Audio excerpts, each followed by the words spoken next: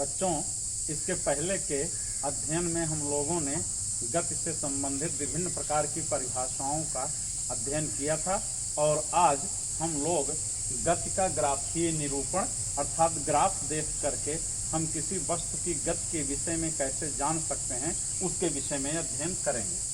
तो जैसा कि हम निर्देशांक ज्यामिति के अनुसार हम जानते हैं कि दो प्रकार के अक्षों के बीच किसी कार्तीय तल को विभाजित किया जाता है, x डैश y डैश, जहाँ o जो है ये मूल बिंदु है।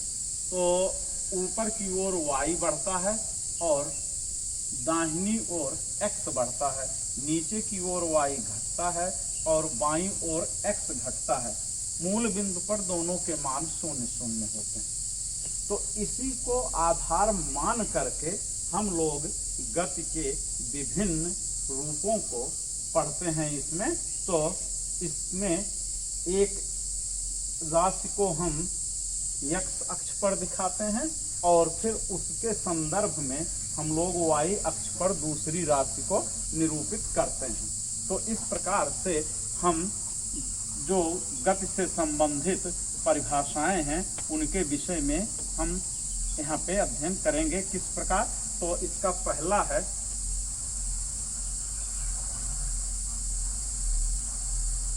दूरी समय ग्राफ।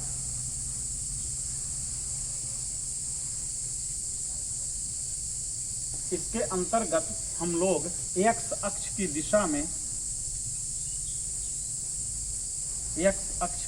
में हम समय को लेते हैं और दूरी को y की दिशा में लेते हैं।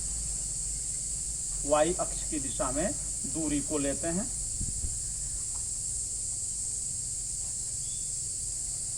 ये समय t सेकंड में,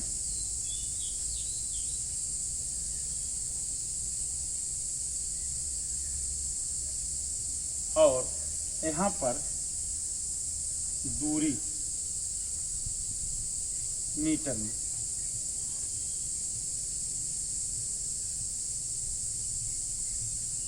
तो जब हम किसी वस्तु की समय के अनुसार दूरी में परिवर्तन निरूपित करते हैं तो वह दूरी समय ग्राफ कहलाता है और इसके अंतर्गत हम समय के एक समान खंड में अंतराल में जैसे 1, 2, 3, 4 इस प्रकार से ग्राफ पेपर पर समय निर्धारित करते हैं कि 1 सेकंड, 2 सेकंड, 3 सेकंड, 4 सेकंड, और इसके हिसाब से दूरी को भी हम उसी प्रकार से ग्राफ पर निरूपित करते हैं। तो यहाँ पर जो हमें ये ग्राफ प्राप्त होता है वो कैसा प्राप्त होता है, उस ग्राफ के आधार पर हम बताते हैं कि कैसी वस्तु की चाल होगी। तो यहाँ पर यदि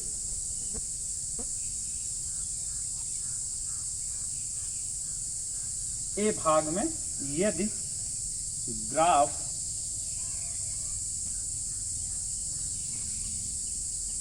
x अक्ष से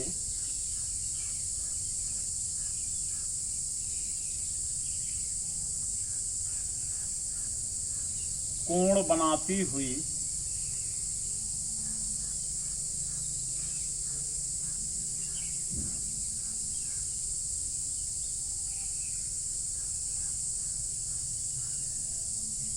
सीधी रेखा प्राप्त होती है,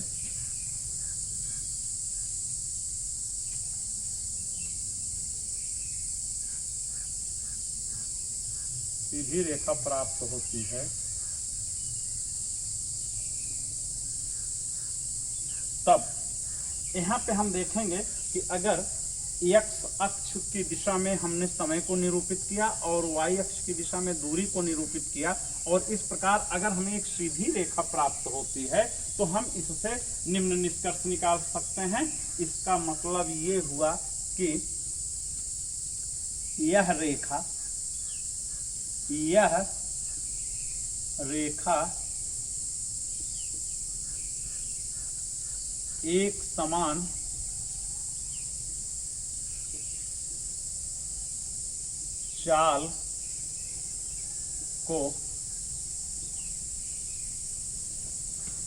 एक समान चाल को व्यक्त करेगी। अर्थात अगर यह रेखा सीधी है तो यह एक समान चाल को व्यक्त करेगी। और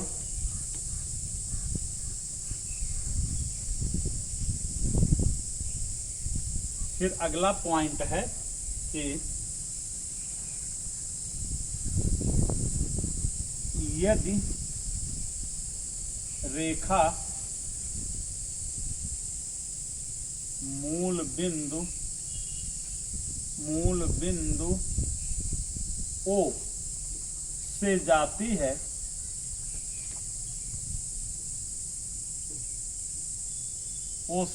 है तो गति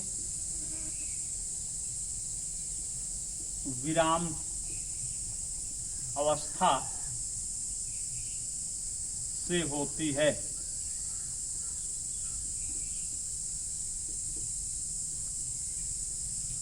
तीसरा पॉइंट,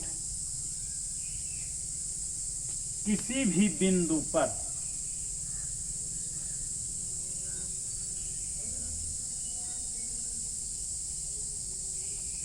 जो रेखा की प्रवणता होती है A, B, C, तो किसी भी बिंदु पर जो रेखा की प्रवणता अर्थात एक्स अक्ष से बनाया गया कोण, तो जो एक्स अक्ष से बनाया गया कोण होता है वह वस्तु की चाल को प्रदर्शित करता है। रेखा की ढाल या प्रवणता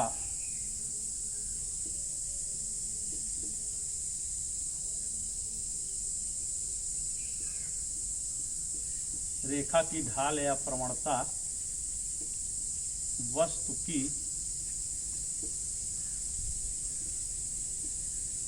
गति को, वस्तु की चाल को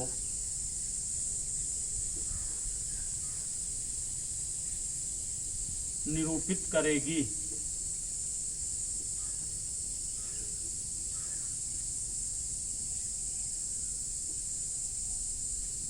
तो इस प्रकार से 3 निष्कर्ष मुख्य रूप से हमें प्राप्त हुए। चौथा निष्कर्ष है, यदि रेखा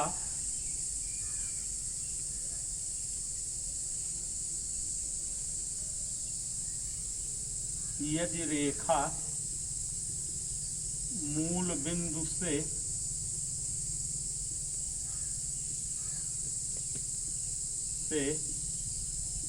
ना होकर वाई अक्ष को काटे तो वस्तु की गति पहले से होती है। तो वस्तु की गति पहले से होती है। ये निष्कर्ष है। अगर रेखा मूल बिंदु से होकर जाती है तो इसका मतलब वस्तु विरामावस्था से चलना प्रारंभ करती है। और यदि रेखा जो है एक्स अक्ष को किसी अन्य बिंदु से काटते हुए, जैसे मान लीजिए यहाँ से काटते हुए चलती है, तो इसका मतलब ये हो गया कि इतनी इसमें गति पहले से है। और इसी प्रकार से यदि रेखा मूल बिंदु से होकर जाती है तो इसका मतलब वस्तु विरामावस्था से चलना प्रारंभ की है। तो इन सब निष्कर्षों के आधार पर हम दूरी समय ग्राफ देख करके बता सकते हैं कि वस्तु की गति किस प्रकार से है।